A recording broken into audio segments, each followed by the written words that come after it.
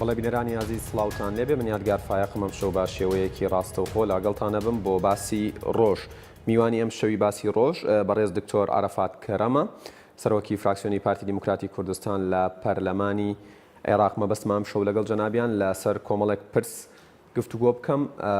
لەسەروی پرسەکانەوە. پێشنیازی حکوومەتی هەرێمی کوردستان بۆ سڕکردنی ئەنجامی ڕیفرەندەم و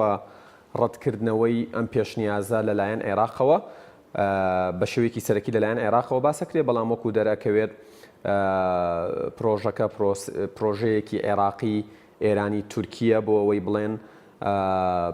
ئەنجامی سڕکردنەکە قبوڵی ناکەین کە تەنها سڕ بکرێ بەڵکووە بێ هەڵبۆشێنرێتەوە. لە نیو ساعت بۆ ساعتێکی پێش بەرنامەکە کۆمەڵێک گۆڕانکاری نوێ ڕوویان داوە چ لەسەر ئاستی ئەمریکا چ لەسەر ئاستی ئەنجومەنی ئاسایشی نەتەوە یەکگرتوەکان. ئەنجومەنی ئاسایشی نەتەوە یەکگرتوەکان لە نوێترین داواکاریدا داواکە کە کێشەکانی نێوان هەولێر و بەغدا بە گفتوگۆ چارەسەر بکرێت و حکوومەتی عێراقیش لە دوورکەوێتەوە لە بەکارهێنانی تند و تیژی. وهروەها ئەمریکا لە ڕێگەی وەزارەتی دەرەوەی خۆیەوە داوای کردووە کە حکوومەتی عێراقی و عەبادی بە پێشنیازەکەی حکوومەتی هەرێمی کوردستان بۆ سڕکردنی ئەنجامی ڕێفرەندەم ڕازی بن. وهروەها داوایان کردووە و تووشیانە کە ئەمریکا ئامادەی تەواوی تایە بۆ ئەوەی پاڵپشتی بکات یاخود هاوکاری بەغدا و هەولێر بکات بۆ وێناکردنی ئاراستەیەکی ئەرێنی بۆ پێشەوە چوون سەبارەت یاخود لە بواری گفتوگۆکانی نێوانیاندا. دیارە من مەبەستمە لەسەر کۆی ئەم پرسانە و کاریگەریەکانی ئەم پرسانە قسە بکەین وەکو ئاگاداریشن ئەمریکا و فەڕەنسا و نەتەوە یەکگرتوەکانیش پشتگیری خۆیان لە بڕیارەکەی یاخود پێشنیازەکەی حکوومەتی هەرێم بۆ سڕکردنی ئەنجامی ڕێفرەندەم ڕاگەیاندووە. دکتۆر عەرەفات کەرەم، سەرۆکی فراکسیۆنی پارتی دیموکراتی کوردستان لە پەرلەمانی عێراق، سڵاوتان لێبێت. ئەمەوێت بەو پرسیارە دەست پێ بکەم. لە ئێستادا بڕیارێکی عێراقی تورکی ئێرانی هەیە کە ڕازی نین بە سڕکردنی ئەنجامی ڕێفرەندەم بەڵکو داواکەن بە تەواوەتی هەڵبۆشێتەوە و ئیلغا بکرێتەوە. خوێندنەوە و تێڕوانینی ئێوە لەو ڕۆوە.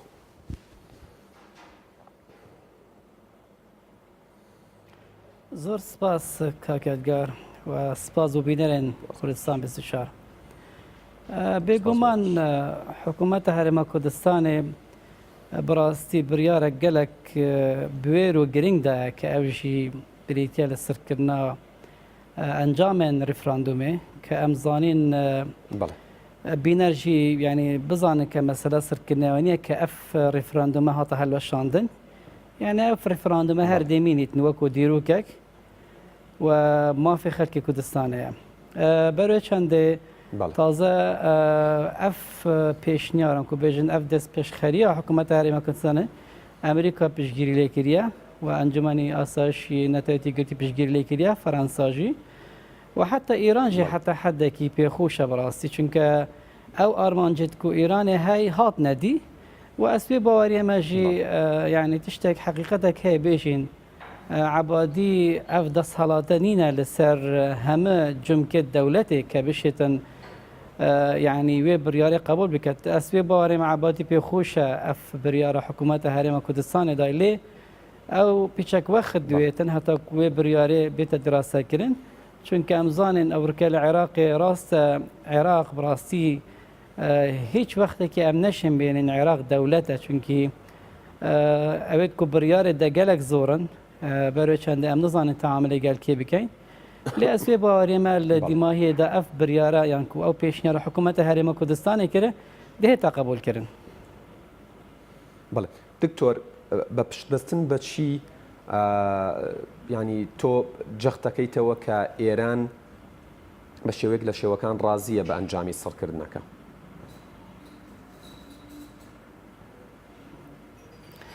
البرج چونکە ئێرانê ev armancê te îna nedî kە ew jî em zanên Donald Trump serokê Amerîka swê baweriyê me ke li çend wextên dahatî çend rojê dahatî li îtîfaqa newewî hey bikişêtewe ew jî hereşeya li ser ekonomiya Îranê. Çunke eger em temaşa bikin eger yani sibay Amerîka li îtîfaqa newewî seheb bûwe bêguman karîgeriyeka zor e negatif di ser aboriya Îranê hebîtin. Lê Îran şiya bi rastî tewîz kete ke şiya اف نفتا كركيك بيخت دست خودا راسته يعني مشين بين بهيزة عراقي وميليشيات حاج الشعبي الشان ويدا بري كنترول كان دقال هندك دستت كبراستي دست هندك قال كرد دست قال هوية جي داخل بويا بروي چند ایران دی راضی بیتن چونکه او وی باورینه نشین دو پارزگین هر گرین که نشین او دست حالاتا که حکومت حرم کردستان بریوت بد نشین یعنی وكو بيجن تعاملت قال نكن او رك حكومتك هاي او حكومتها هاتي هالبجارتن اسوي باوري ما چنك ظانن شي وخالك يا خالد ويجي يعني وقت بيجن ريفراندوم دبيته هلوشاندن بلا كرم كان شوازكي نشام بدن تشا ام بشن ريفراندوم هلوشينين يعني امزان اگر ريفراندوم برياره كسكي بيتن يعني حزبكي بيتن يعني حتى حكومتي بيت امشين هلوشينا برياره كديكه ليه هنديكو ريفراندوم امزانين يعني وكي يعني دربرينا رايه خلكيه خلكي كردستان او برياره داي برو چند اوجد زانن كهلوشاندنا ريفراندوم مرجع كي زور تعجيزيه جي خدانيه بس اسوي باوريما يعني البرواند مرجانه ايران جدي راضي بيتن هي تركيا جي حتى حدكي او روكا لدوانك بود تقول دكتور عرفات سركرنا ريفراندوم جي او جي كاركي هەڵوەشانەوەی ئەنجامی ريفراندوم پێت وایە کە بە پشتبەستن بە چی مەرجێکی تعجیزیە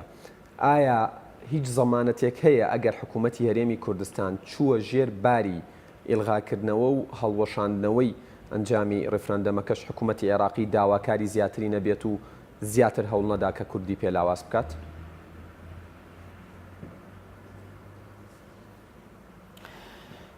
بله بسیارك جي خودا يعني حكومة هرم كردستان البيش ريفراندوم وبشتي ريفراندوم ينسر كده سياسية كرد قال گفتگو ده يعني وقتی حکومت پشتی کو رفراندوم انجام دای مدا خاص دایلوک کر هنگینا يعني امشان دا بجن وقت ما قلت اف دایلوک يعني اجنده کا مفتوح يعني نكو بجن هم يعني بابات اللي بحث بكين ایک شوان بابتا يعني ده هنگین مسألة سرکرنا رفراندوم هتا بحث کرن او رو که وقتی هم دا خاص دایلوک کن يعني همت الشكام دي بحث کن بس بداخل بغدا بردوام رجب ولسر هلوستی خو که از گفتگوی ناکم او رو که اف پنگاو هرم کردستان براستی پنگاو که بویره و اگر کسک بپرسید بو چه هرم کردستان يعني حکومت هرم کردستان اف بریاره دا بگمان بروی چنده حتی کو يعني او شر بردوام نبیتن چونکه امزانین مپیک و شر داعش کرد بەڵام دکتۆر هەست ناکەن لە مەشە حکوومەتی هەرێمی کوردستان حساباتی لە جێگەی خۆی نەبووە تا بڕیاری سڕکردنی ڕێفراندەمی داوە و شەڕی شەر بەردەوامەوە تا ئەم ڕۆیەزی پێشمەرگەی کوردستان شەهیدی هەبووە.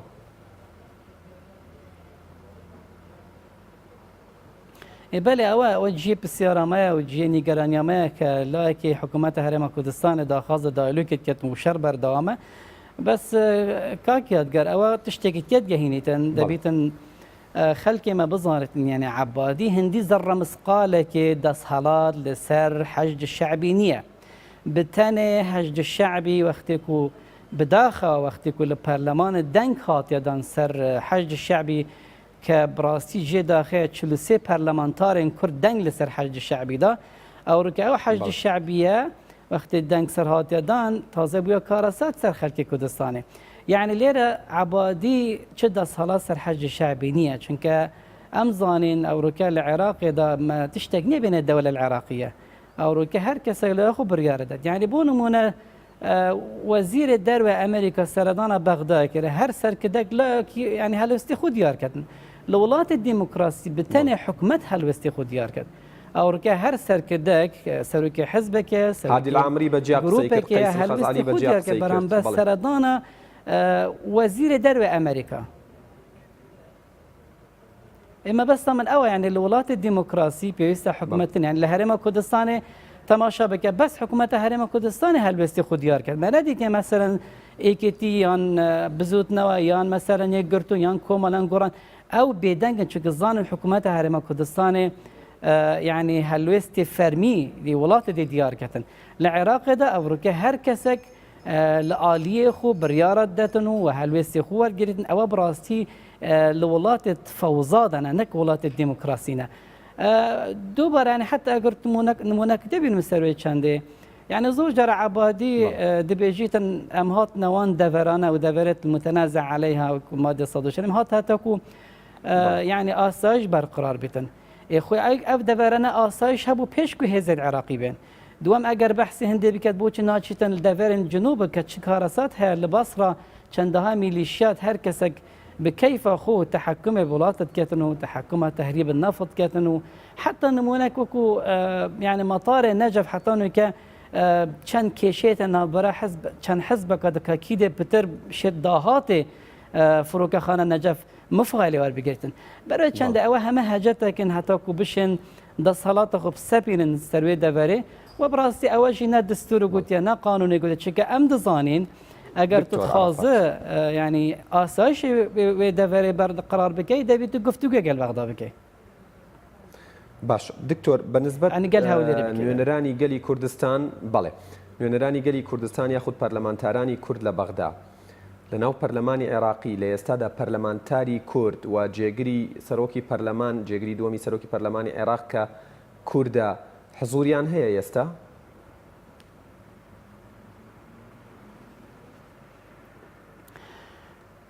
اب خود يعني الدسبيكي وقتكو برلمان اف برياره داي دشي ريفراندومي ودشي بارزگار كركيكي ما بيك وبراسي هلوس ورگت يعني هر پنج فراكسيون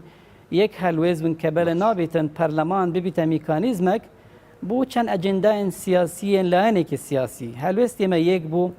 وشين بمتا كسش ما يعني آمدنه بو بچتنا دانشنت برلمانه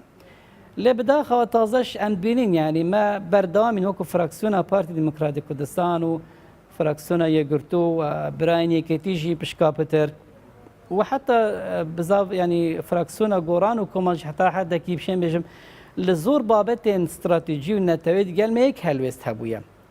اما تازه براسي يعني آمدبونا وان برلمانتار البغداد يعني جيني قرانا ماشي كأم دخازين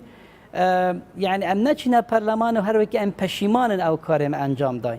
بویست ام بچینا پرلمان بسر بلند يعني ما هیچ توانک انجام ندایا اس وقت کو نوینر خلکی لنا پرلمان عراق اگر لاستادا بقرينا ولا بيتوان هیچ کاریگری کیان هبیت یاخذ وکو خود وت حکومت عراقی تنها بناو ماوا لاستادا میلیشیاکان حکم عراق کان بشیوگ لشیوکان گولا عبادی ناگرن چجالوی که گولا پرلمانتارانی کورد بگرن ما بس تتويا كاك يادقار يعني اگر ام بيچينا ناو ديورك دا يعني اگر تو بس تماشا حزب الدعوه بكي كامزان حزب الدعوه كفنتريم بزافا لديروكا اسلام السياسيه شيعه اوان براسي بردام كشيته يعني بشتيكو عبادي بويا سرك وزير لدسبيكا دس بكاربون عبادي حتى انه كمالكي كشبو درس كدنا بشتي كمالكي نشيا براستي حكومة عبادي برو خينت يعني هر فينيتن بروجه كي بيشش كره او بروجه بين الاغلبيه السياسيه زوريني سياسي هرچی یاساک او دخازن هرچی تشتك بدلي وان بدكارن لبرلمان براسي تي بارينن يعني اگر تو نمونه كي بين السر لادانا چن وزيرك يعني بونا وزيري برگري كسر بسنبو جماعات نجيفو بو يان برئيس الشازي باري سر ببارتي ديمقراطي كردستان بو يان قانون الحشد الشعبي اف ياسانه اف برياره او لسنوات متمانه هم بزوريني سياسي هاتا كرن يعني تجارة او بحث توافقنا كان برای چند وقتی کولات لسر زورینه سیاسی بیتن هنگینه هیچ مانعک نامینی بود دموکراسیته یعنی او توافق ام بحث کن يعني لخول پیشی ما هر یاساق لپارلمان در چوبا بویست سرک فراکسیون پیک و دانشتبان و گفتگو گنگشه کر با پشت هنگینه با پارلمان دنگ لسر ها بادان او رو که يعني هابونا مال بغداد لبغداد بين لمال بين هيك مفايقنيا چونك او هر تشتي او دخازن تيت بارين چونك تازه هولك جديه هي براستي عراق برا دولتك ايديولوجي مذهبي بچيتن كاوا مترسيه لسر بروسا ديمقراطيه يعني اوان مادام هولك جديه عراق برا دولتك ايديولوجي مذهبي بروا ترسي اوتان هي ياخذ اجري او هي كحصانه باريس بندي لسر برلمانتاراني كرد لا ببريت هوليكي لو جوره هي زحمتك يعني لا بله لادانا پارێزبندی سەر پەرلەمانە ئەو کارێکی گەلێکی زەحمەتە چونکە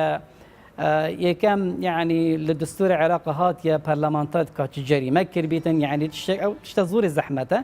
ڕاستە تازە یعنی دکتۆر لە دەستوری عێراقی شاتووە نابێت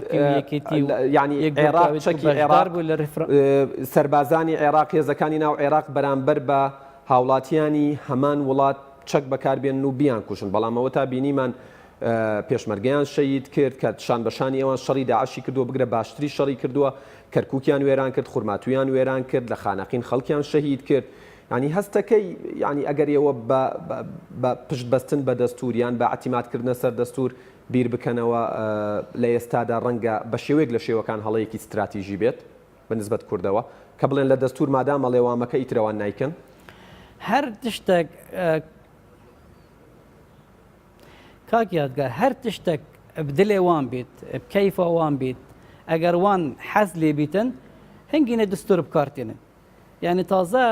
لە دستورە یعنی هاتە نابێتن تۆ سوپا یان هێزن عسکەری سەربازی بکار بێنە بۆ کێشێن سیاسی بەس وەختێک وان تشتێک دخوازن تێپەڕن چکە ئەوزانن بشەر نەشێن بەس بە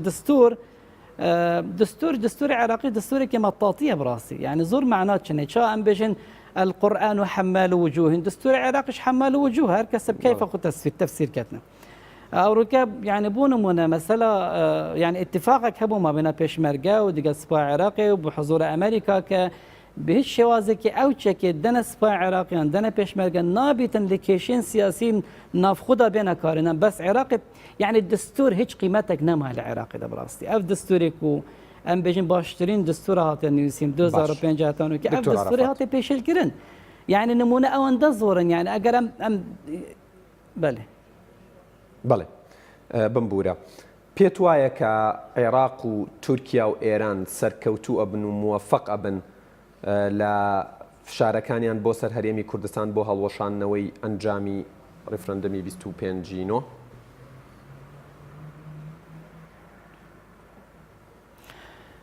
gelek zehmete çünkü براستی اگر وابا دبا امریکا و فرانسا و نتوانی گرتی و حتی انجمن آسایش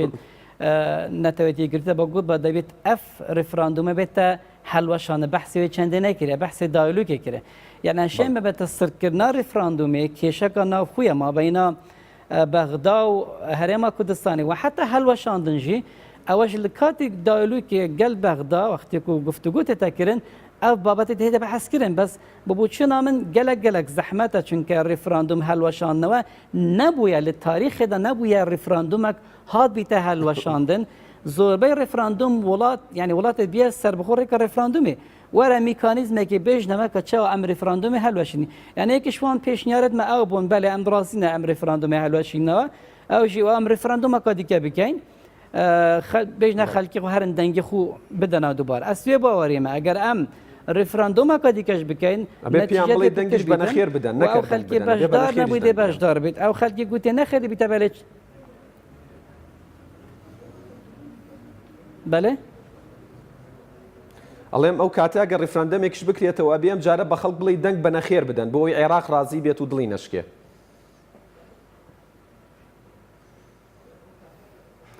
نجاهنگینه ام نشینه که بریاره دن چون که خلکی بچای خودی چه کارست روی دالی کرکوک و لزمار و دورندی که خلکی دید که مدستوان نکر رفراندوم پیشوازی امریکا او تشته رفراندوم مکر با یا نکر با هدا روی داتن ما بس ما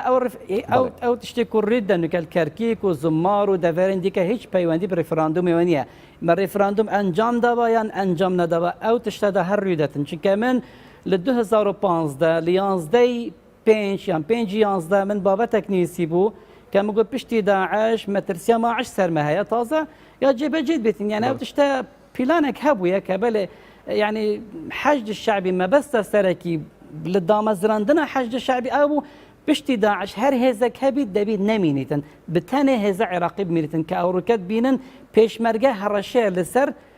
دواروج عراقيا باشوروج عراقي باش دکتۆر عەرەفات پێشوازی ئەمریکا و فەڕەنسا و نەتەوە یەکگرتووەکان لە پێشنیازەکەی حکوومەتی هەرێم بۆ سەرکردنی ئەنجامی ڕێفراندەم وا ئەکا کە عێراق بێتە ژێرباری ئەوەی کە لەگەڵ هەرێمی کوردستان گفتوگۆ بکە و دەست لە تونند و تیژی و هەڕەشە و هێرش هەڵبگرێت؟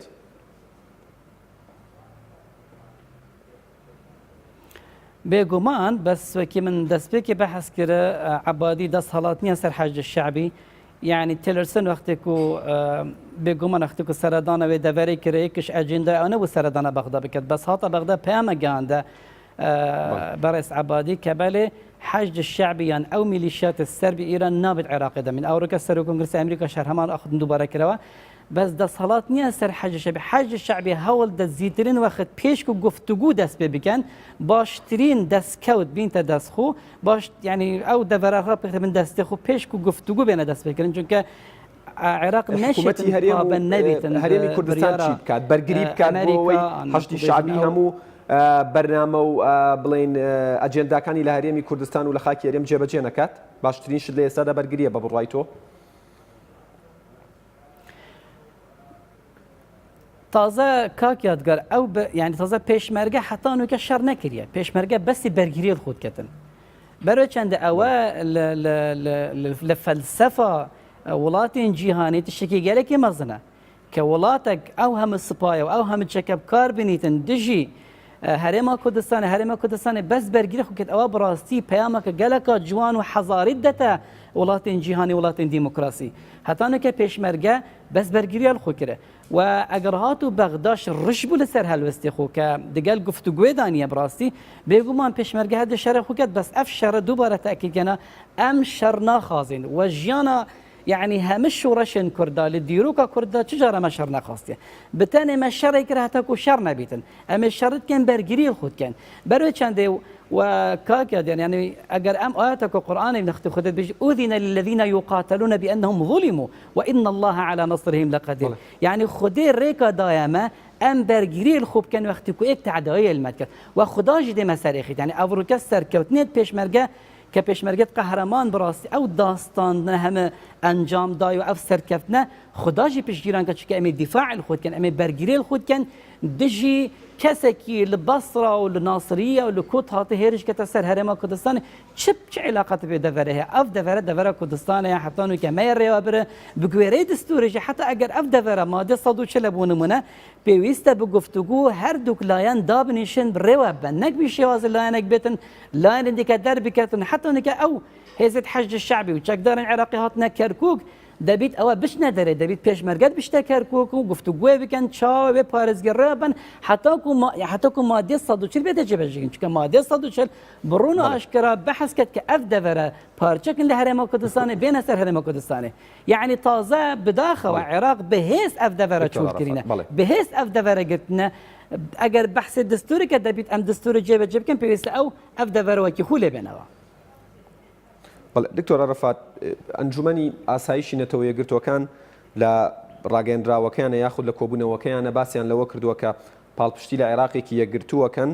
و پێیان باشە لە بری لە جیاتی شەڕ و توندوتیژی دیالۆگ و گفتوگۆ جێگەی بگرێتەوە و ئاماژەیان بە خاڵێکی گرنگیش داوە کە تیایدا ئەوەیە کە ڕێز لە مافی هاوڵاتیانی یاخود پێکاتەکانی عێراق بگیرێت لە هەمان کاتدا ئەمریکا لە نوێترین ڕاگەندراوی بڵین وەزارەتی دەرەوە ئاماژە بەوادات یاخود داوا لە عێراقەکە کە دەست پێشخەریەکەی حکوومەتی هەرێم بۆ سەرکردنی ئەنجامی ڕەفراندۆم قبول بکات و هەروەها ئامادەی خۆی پیشان داوە بۆ ئەوەی سەرپەرشتی گفتوگۆی نێوان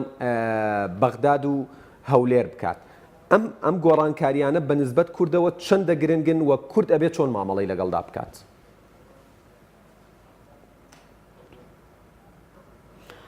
والله gelek giringin berçe çünkü yani hatanûke pişka pitir serkidên siyasiyên Iraqîyan ehzabê siyasiyet Iraqê hatanûke wa hezir dikin ke belê referandum Iraq da beş bû Iraq parça bû em bûne welateke serbixwe wextê yani kêşe here mezin hatanûke têne geşne referandum yani çi yani ça yani kak yadgar pêş fetrekê wextê me behsê federalizmê kir serkirdê wan bi rûn aşkere gote federalizm yani da beşkirina Iraqê piştî ku چەند ساڵ چۆن بۆرین ئەو فدرالیەک و کوردستان لە کوردستانی هەیە بڕاستی کە فەشەل ئینا تازە سنە گەشتە قەنەعەتێک کە فدرالیزم شتێکی باشە و دابشکردنا عێراقی نییە. یعنی پشتی 10 ساڵە دیکە پاش عێراقی دەهێن دەبێژنەوە وڵی تازە مەزانە ریفراندوم نەدابشکردنا عێراقی. ریفراندوم وەختێتە پێناست کە یعنی عملیە دیموکراتیە پرۆسەکە دیموکراسیە بتەنێ ئەم بسیار بکەن گەلێمە چت خازین گەلێمە بسیارە ینی بەرسڤە بسیارە خودداوە کە بەل ئەم خازین ئەمش بینە وڵاتێکی سەر بخۆ کەواتە مە عێراق دابش نەکرێ عێراق هەر وەکو خۆی گرتوویە عێراق دابش نەبووە و کوردستانی بەشێکی لە عێراقی و ئەوروکەش ئاڵایت عێراقی لە کوردستانت بڵندن ئەوروکە هێزە پێشمەرگە بەشێکە لە وەزارەتی دفاع بەس بداخەوە بە کورتی وەڵام من بیتەوە گرنگی بەس بداخەوە عێراق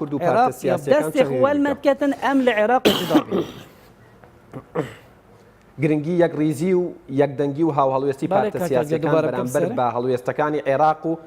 گرنگی یەک ریزی و هاوهەڵوێستی وەڕێخستنی نێوماڵی کورد بەرامبەر بە تورکیا و ئێران و عێراق لە ئێستادا چەند گرنگە و چەند بە سوودی کوردەکەوێتەوە زۆر بە کوردی سوپاس دەکەم. کاتم تەواو بۆ بەڵێ فەرموو. کێشەمەیە سەرێکی دیروکەمەدا هەموو جارە بۆ ئەم کورد یەک هەلوێست نەبووینە. ئەگەرم یەک هەلوێست باین ئەوە تازە ڕوودا سەرێمە نەتات. بەس بداخەوە ئەو جودابوونامە و هەندێک دەستێن ڕەش وەلی کرد کە بڕاستی ئەوڕۆکە کەرکوت کەوتە دەستێوان هێزادا ئەگەر ئەم یەک هەلوێز باین بڕاستی وە بسەرێمانەتات بەس تازەژی هێشتا یعنی مەنە دۆڕاندیە هێزت پێشمەرگەی بەرگری خودکەن داخواستکەن هەمە لایەنێن سیاسی یەک هەلوێز بن بەرامبەر وێ قەیرانە و کوردستان کەفتێتێدا. بەڵێ سڵاو بۆ هێزی پێشمەرگەی کوردستان زۆر سپاس بۆ دکتۆر عەرەفات کەرەمستونی سەرۆکی فراکسیۆنی پارتی دیموکراتی کوردستان لە پارلەمانی عێراق.